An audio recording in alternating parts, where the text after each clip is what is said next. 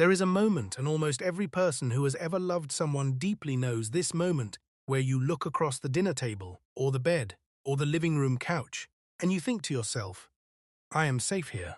This person would never hurt me. That moment, that feeling of absolute certainty, that quiet, warm, unshakable belief that the person sitting across from you is exactly who they say they are, that is the most dangerous feeling in the world. Not because love is dangerous, but because some people learn how to weaponize it.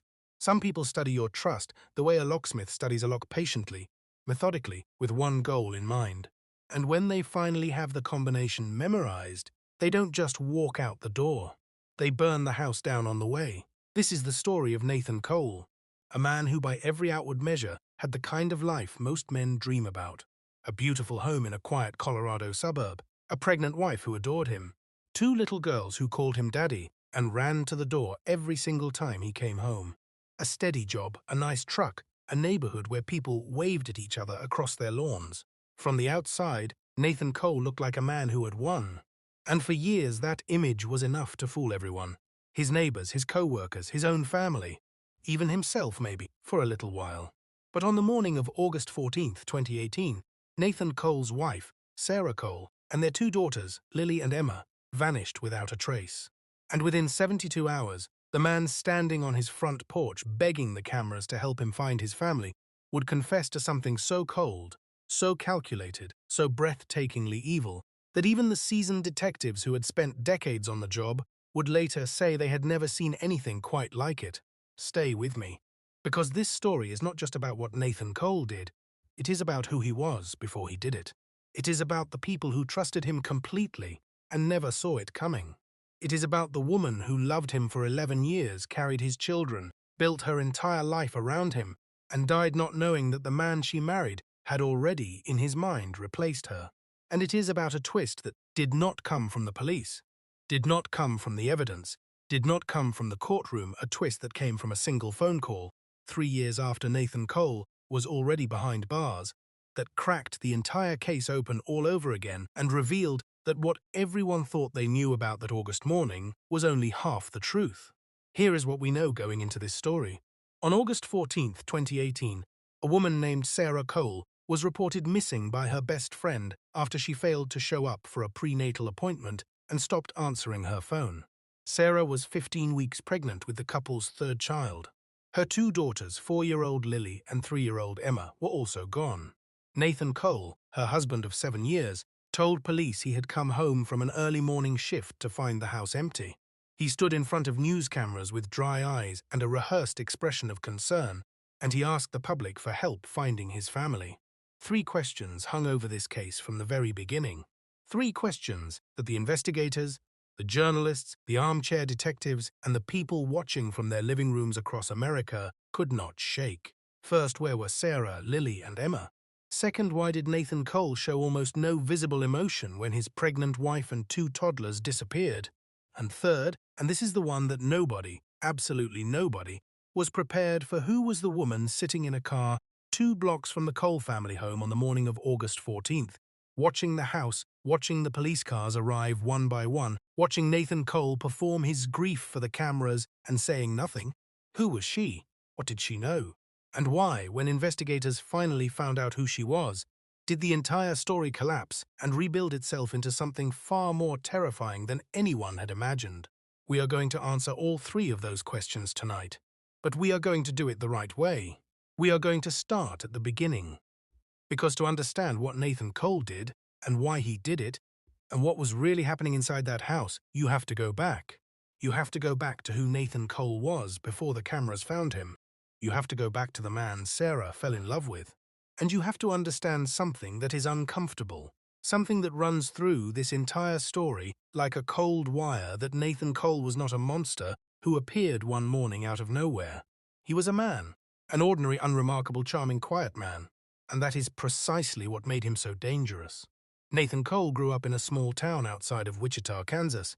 He was the second of 3 children, raised by a father who worked long hours at a grain processing plant, and a mother who kept the house spotless and the family together on a budget that never had much room to breathe. By every account from people who knew him then, Nathan was a good kid, quiet, obedient. The kind of boy who never got in trouble at school, not because he was passionate about following the rules, but because he was almost pathologically concerned with how people perceived him. His high school teachers remembered him as polite. His neighbors remembered him as helpful. His childhood friends remembered him as someone who always seemed to be performing a version of himself rather than simply being himself. One former classmate said Nathan was the kind of person who agreed with whatever you said, whoever you were.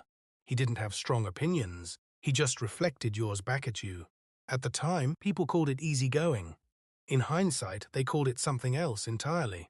Nathan met Sarah Jameson in the fall of 2007 at a community college in Denver, where both of them were taking general education courses. Sarah was 22 years old, sharp-witted, energetic, and already the kind of person who lit up a room just by walking into it. She was studying business and had plans for the kind of life she wanted to build. A business of her own someday, a family, a home that felt warm and safe and full. Nathan was 23, soft-spoken, with the kind of steady, calm energy that felt like a counterbalance to Sarah's momentum. He told her on their second date that he just wanted to be a good husband and a good father someday. Sarah later told friends it was one of the things that made her fall for him. She said she had met so many men who were full of ambition and noise, and here was this quiet man who just wanted to build something real. They were married in June of 2011 in a small outdoor ceremony outside Denver. Sarah wore her grandmother's pearl earrings. Nathan's best man gave a toast that made everyone cry. The photos from that day show two young people who look genuinely happy. Sarah is laughing in almost every frame. Nathan is smiling in a way that looks completely real. Over the next few years, Nathan worked his way into a job as a field technician for an oil and gas company operating out of Frederick, Colorado. It was steady work, physical, outdoor, well-paying, enough that the couple could put a down payment on a 4-bedroom house in a new development in Firestone, Colorado. Sarah launched a small home-based business selling wellness products, and she was good at it, building a customer base through social media and word of mouth. She posted videos of her family, recipes, motivational quotes, smiling photos of Nathan and the girls. To her thousands of online followers, the Cole family looked like the best version of the American dream. Lily was born in 2014, Emma followed in 2015, and by the summer of 2017, Sarah announced to family and friends that she was pregnant again, this time with a boy. Nathan reacted to the news with the same quiet, measured warmth he applied to everything. He hugged her. He said he was happy. But something had already begun to shift in the air between them. The house felt different at night. Nathan felt somewhere else even when he was standing right in front of her. She told her friend she didn't know what it was. She thought maybe it was work stress. She thought maybe he was tired. She thought maybe it was just what happened after years of marriage and 2 kids and a third on the way. She never once thought it might be another woman. Her name was Danielle Marsh. She was 28 years old, tall, athletic, and worked in the logistics department at the same oil company, where Nathan had spent the last 6 years clocking in and out without incident. Nathan and Danielle had worked together for over a year before anything happened between them. Or at least, that is what Nathan told investigators. The truth, as it would later emerge through phone records, GPS data, and a digital trail that Nathan apparently believed he had erased, was that the relationship between Nathan Cole and Danielle Marsh had been going on for nearly 8 months before Sarah disappeared. 8 months of deleted text messages. 8 months of meetups at a hotel 40 minutes from Firestone. 8 months of Nathan coming home to a pregnant wife and 2 small children, kissing them goodnight, and living a second life that none of them knew anything about. What investigators would eventually piece together was that by July of 2018, Nathan Cole had made a decision. He had decided he wanted out. Not out in the normal sense, not divorce, not a difficult conversation, not the kind of painful, messy dismantling of a marriage that millions of people go through every year. He wanted out completely. He wanted to disappear from the life he had built and step cleanly into the life he had imagined with Danielle. He had already been browsing real estate listings in a town 2 hours away. He had already started making small financial moves that his wife would never have known to look for. He had already searched online for information about life insurance policies and what happens to them in the event of a spouse's death. Sarah came home on the night of August 13th. The girls were tired. The house was quiet. Nathan helped carry their bags in from the car, put the girls to bed, and then sat down with Sarah at the kitchen table. What happened in that kitchen between roughly midnight and 2 in the morning on August 14th is something that Nathan Cole would describe in 3 completely different ways across 3 different statements to investigators. The first version: he came home and they were gone. The second version: they argued, she became hysterical, he left to sleep in his truck, and when he came back inside, she was gone with the girls. The third version, the one that finally came out after investigators confronted him with evidence he could not explain, was something else entirely. Nathan Cole strangled his pregnant wife in their bedroom while their daughters slept in the next room. Then he drove.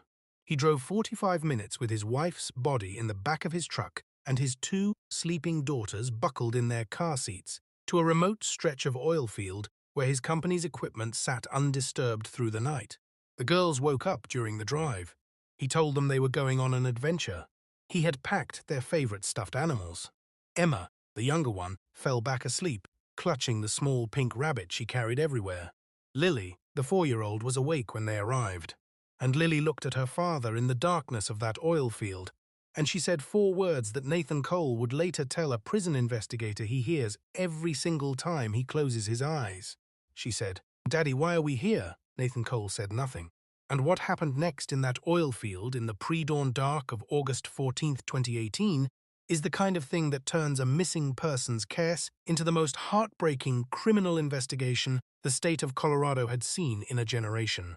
By sunrise, Nathan Cole was driving back toward Firestone. By 8 in the morning, he had showered, changed his clothes, and was mowing his front lawn when his neighbor walked by with a dog and waved.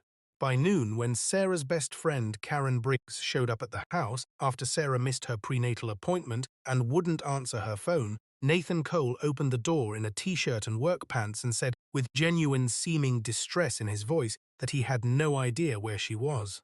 Karen Briggs knew something was wrong within 30 seconds of standing on Nathan Cole's front porch. She later said she could not explain it, she just knew. She had known Sarah for 9 years. She knew the way Sarah moved through the world, and something about the stillness of that house, the absence of the noise that always came with Lily and Emma running around inside. The way Nathan was standing in the doorway like he was blocking it rather than opening it. Something was deeply wrong. Karen called the police herself. The first officers arrived at the Cole house just after 1 in the afternoon on August 14th. Nathan Cole met them with the same careful, measured performance that would define every public interaction he had over the next 72 hours. He was worried. He was confused. He had come home from an early shift to find the house empty. He thought maybe Sarah had taken the girls somewhere. He spoke slowly. He maintained eye contact. He answered every question directly, without volunteering any information that wasn't specifically asked for. One of the responding officers later said that Nathan Cole was the most controlled, most composed missing person spouse he had ever encountered. And that kind of control was not a sign of strength. It was a sign of preparation. By the evening of August 14th, local news crews had gathered outside the Cole home. Nathan Cole agreed to a brief interview, standing in his driveway under the lights, and he said the words that would be played back during his trial over and over again. "I just want my babies home. I just want my family home. Please, if anyone knows anything, please come forward." People watching at home that night felt for him. Comment sections on local news sites were full of support. Someone organized a prayer vigil for the next morning. Nathan Cole stood in the middle of that vigil, with his hands clasped and his head bowed, surrounded by neighbors who had no idea that the women and children they were praying for were already gone, and that the man standing in the center of all that grief was the reason why. The investigation moved fast. Within 24 hours, law enforcement had pulled Nathan's cell phone records, his GPS data, his work log, and his financial records. The GPS data from his personal truck showed a route taken in the early morning hours of August 14th that did not match his story. The route took him north on a highway that led directly to the oil field where his company's equipment was stationed. Surveillance footage from a gas station along that route showed his truck at 3:47 a.m. Meanwhile, investigators were talking to everyone who knew the family, coworkers, neighbors, Sarah's online community, and somewhere in that flood of information, a tip came in. The tip said that Nathan Cole had been having an affair. It named the woman, Danielle Marsh. They brought Nathan Cole in for a voluntary conversation on the morning of August 16th. He came without a lawyer. For the first hour, he held his story. Then investigators told him about the GPS. He adjusted his story. They told him about the hotel. He adjusted his story again. They told him they had phone records showing 240 text messages exchanged between him and Danielle Marsh in the 30 days before Sarah went missing. Nathan Cole went quiet. Then he said something so cold-blooded, so specifically designed to shift the blame onto a dead woman who could no longer speak for herself, that it stunned everyone in the room. Nathan Cole told investigators that he had seen Sarah strangle Lily and Emma in a fit of rage.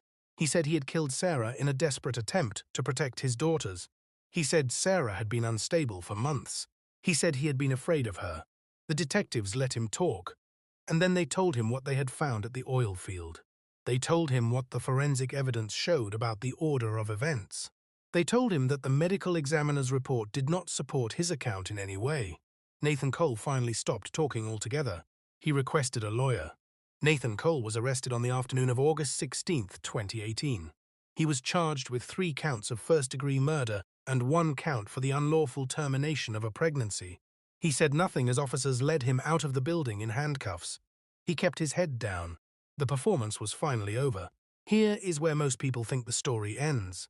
Man kills his family to be with his mistress. Man gets caught. Man goes to prison. And in the broadest strokes, that is what happened. Nathan Cole pleaded guilty to all charges in November of 2018. He received 5 consecutive life sentences with no possibility of parole. The media moved on. Danielle Marsh gave a brief statement through her attorney, saying she had no knowledge of any plan to harm Sarah or the girls, that she was devastated by what had happened, and that she had ended all contact with Nathan Cole upon learning the truth. She was never charged with any crime. And then, in March of 2021, a phone call came in to the Weld County Sheriff's Office that changed everything. The call was from a woman named Patricia Alderman. She was 61 years old, a retired nurse, and she had spent the previous 2.5 years trying to decide whether to make this call. She told investigators that she was Danielle Marsh's mother, and she told them that Danielle had come to her house in the early hours of August 14, 2018, in a state of complete distress, and told her something investigators had never heard before. Patricia Alderman said that on the night of August 13th, Danielle Marsh had called Nathan Cole and told him she was pregnant. Sarah Cole was 15 weeks pregnant with Nathan's child, and on the same night she came home from her parents' house in North Carolina. Danielle Marsh, the woman Nathan had been hiding for 8 months, called him and told him she was also carrying his baby. 2 pregnancies, 2 women.